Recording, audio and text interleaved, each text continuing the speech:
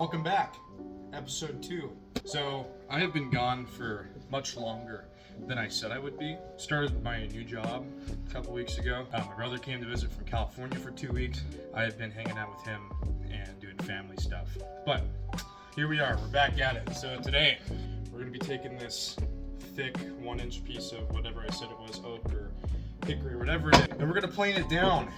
We're gonna get this down to, I don't know, 1/2 inch or something like that. Anywho, we're gonna jump over to the wood shop and we'll take care of that.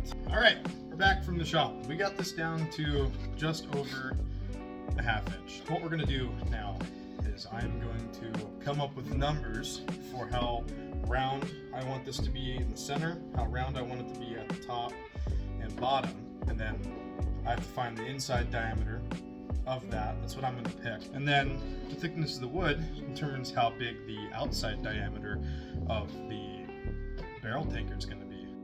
I figured out the size that the staves have to be.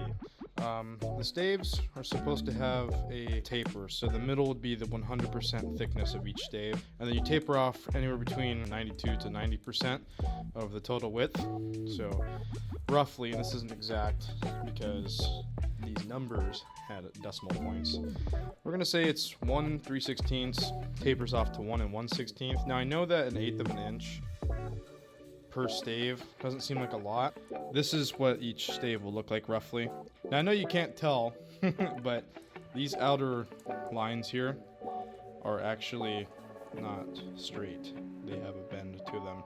I'm gonna cut this piece out of this cardboard, just from a pop box or soda box, whatever you want to call it.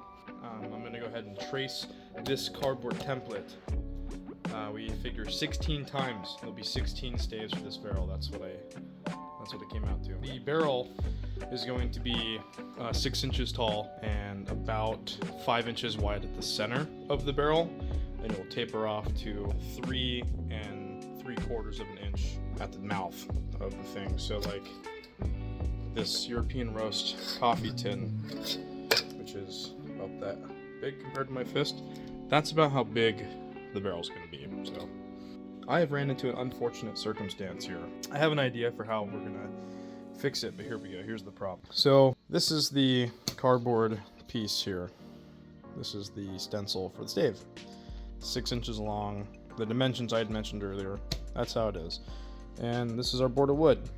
Here's the unfortunate part, is that if I were to hatch these out like, say like this, and keep stenciling them out, there's not enough room for 16. If I ran them like, let's see, this side by side, I can get 4 out, and I would not get 16 out of here. So if I ran them like this, I can get 16 out of this. But if I line up the bottom, they hang over about a 1/2 inch or so. I'm going to center this stencil here. I'm going to get the center line. I'm going to draw the center line out on this board. I'm going to draw the center line on this, and then I'm going to draw all 16 of these out, and then each slat is going to be about a 1/2 inch longer, which means the barrel will be 5.5 inches. But I still think that we're gonna get the desired outcome. So stick along with me as we do this, and I think that everything's gonna work out.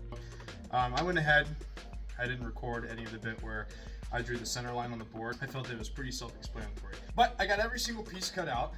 There's all 16 right here.